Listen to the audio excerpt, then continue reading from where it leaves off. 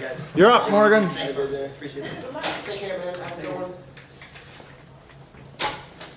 Okay, so hi, I'm Morgan, and I'm here to talk about my online window shopping website, Brione. So imagine it's a Friday, and it's Saturday night and nothing to wear. Add in that you're a 22-year-old woman and you saw Kendall Jenner wearing a killer outfit the other day, and you want that outfit. So these are all real posts that happen to come up on my own Facebook feed of women in this situation, where they're looking for an item and they want to buy it locally. So they can't shop online because A, it's not going to arrive in time, B, they want to have the chance to try the items on, and C, they don't want to waste money on postage. So in-store shopping kind of solves this issue, but it doesn't have the same convenience when trying to compare items from different individual stores. So you can go from store to store trying to find that one outfit that you have in mind, or you can just use Brione. So Brione will combine the best aspects of both online and in-store shopping. It'll search local inventory from stores and boutiques, so you can narrow down your options from home before going straight into the store to try the item on. It should be there waiting for you. Okay, so I propose that Brione will become the ultimate one-stop shop destination for all shopping, both in-store and online, where you can create wish lists, mood boards, and find style inspirations from our blogs. So after an affordable alternative to the outfit Selena wore to Coachella, we'll put you in the right direction. You can either browse our blogs and we'll point you into the affordable alternatives, or you can insert your own image into our reverse image search tool. So Brione will also become a social platform, much like Collabor or Pinterest, where you can share your mood boards or your wish lists with your friends and people can follow one another. Okay, so my broad target market is women aged 17 to 32 years old. In the beginning, I will target people that have the specific problem that Brione is solving. So this is, they're not able to find a particular trend item, they want to try on their clothes before purchasing it and not having to worry about like hassle with returning online, and also want to avoid the shipping time. Once I create a more seamless website, I will go on to the early majority, which they like to stay on trend but maybe need a little bit of assistance in doing so, and they really highly value the convenience of my website. So, my go-to market strategy, I'll first start with my home city of Perth. It's a small city, but it has a tight-knit community of stylish women. These women represent 350,000 people, and this only includes those that are active on Facebook and have interests in fashion. So hopefully this number will grow to around 2.8 million if I include a few other major capital cities in Australia, because there are only a few. I'll target my consumers through social media, such as Facebook advertising, which also includes Instagram, and I'll also target them through the countless fashion and women-orientated Facebook groups, many of which I'm already a part of. I'll ensure that Brione has a strong social media presence. I'll post inspiration, new items in store, or even behind the scenes at events and things like that. I'll also commission possibly bloggers to reference my website to get my name out. Also, the Facebook posts that I showed you earlier, these are coming up on my feed, and I mean, at least in the beginning, I'll target these people because they have that genuine need for my product. So also, along with my marketing, I not only need to recruit customers, but I also need to recruit stores. So I will use my current, I have a few connections in the industry already. I know a few women that own boutiques, so I'll start with them and I'll get them on board, and then slowly I'll use face-to-face recruitment to branch out in at least the prominent boutique areas. So Brione is a free service for its users. The revenue will come from a price per click model starting at 10 cents per bid, and this will, the bids increase, you'll get better product placement on my website. I'll also allow you to have product features on my homepage and charge advertising fees for that. In the future, I will have a huge database of details of shopping habits of a lot of people, and that's what they're buying, when they're buying it, how often they're buying it, and this presents a large opportunity for data mining. Okay, so I estimate that I'll need around $100,000 to get started. I'm hoping that I can cut a few corners in developing the first version of my website, but I know that it's going to be a lot of work. I'll have to dedicate a fair amount of my time, especially to cut down on marketing and content, to save costs in those. So this is the formula I'm using to get my financial projections. So if I can get just 30,000 users, which is 8% of my target market, that'll be around $350,000 a year. That's just in Perth, and this will hopefully expand to around 5.3 million if I get to a few other cities. Also, the clicks per visit and average visits per year, I conducted a survey with 75 women in Perth, so I tried to derive accurate figures from that. Okay, so competitors. Brione will be the first website to track local inventory from multiple stores. There are similar websites available, but they only really search online stores, and I'm looking to drive sales locally. I want to give consumers the chance to try things on, and I want to avoid that shipping time, which is important for me from the most isolated city in the world. Okay, so Polyvore and Pinterest, although they do only search online, they have the same blogging features and the mood boards and wish lists that I want Brione to incorporate, and the social aspect of those. So Polyvore was actually bought in 2015 by Yahoo for $230 million, which does highlight a potential exit strategy for Brione. So Better far, hurry up though, because Yahoo's not going to be around much longer. So I've conducted a pretty detailed market research report on the survey that I conducted. This was able to establish the feasibility of my idea and help fine-tune the needs of the consumers. And then I've also developed some designs of my web pages, and I've implemented that in a click-through model. I'll just get that up for you.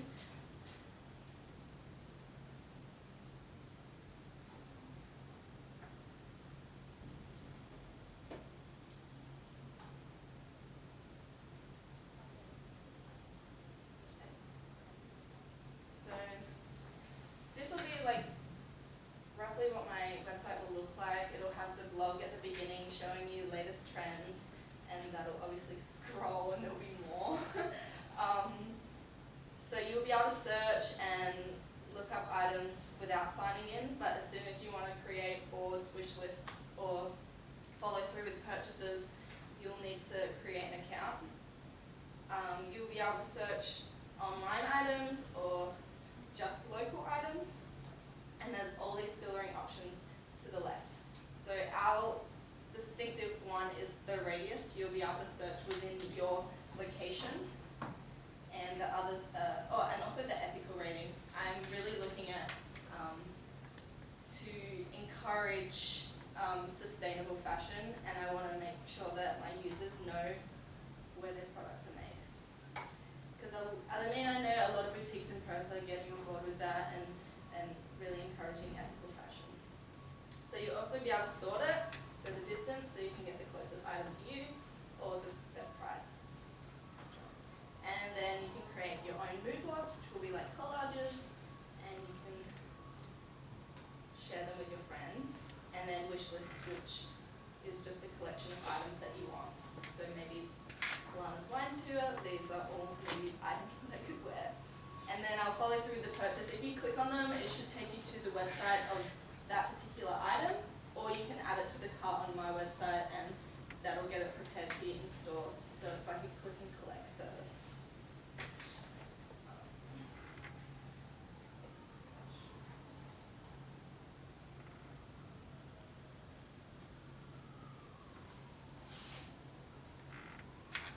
So I've also made a social media account on Facebook and Instagram. At this point I've just stolen images, but you can get the vibe that I'm trying to put out. Yeah, I've got 3 followers. I actually have like 20 something on Facebook. I'm getting there, thanks guys who followed. And like loved all my photos, thank you. I support you. Okay, so my next goal is to further develop my website and actually create function. And I want to contact a whole lot more boutiques around Perth especially. But obviously I'm going to need a team to get a little bit further, so I'm going to need software engineers and creatives to help me build content and maybe a bit more business skills. And thank you.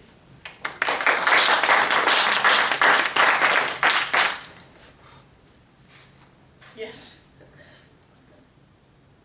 First off, really good job. I have to commend you on doing a lot of this work yourself, because it's a good job there. When you were going through this, obviously the trend here is high-end fashion, particularly in the higher price range. And the highest price range clothing that I could think of, again, I'm not a fashion expert, would be things like wedding dresses or suits. I've actually like considered that, because wedding dresses you need to try on.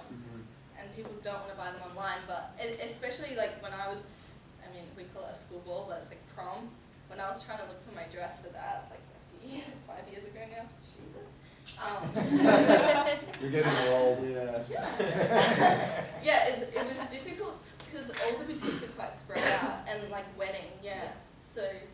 Well, I would bring this up more in the context of what you could do for the men, and I only say this because as recently as last week, I was on the internet and saw Chris Pratt, I think his name is, the dude from Guardians of the Galaxy, wearing what looked like a $10,000 suit, and I wish I knew what it was.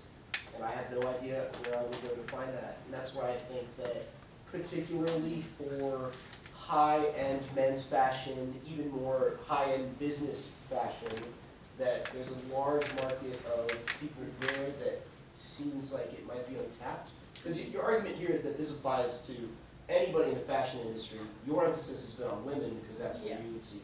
I'd say that I think that there's a whole other realm of high-end men's fashion that you could. I definitely see that in the future.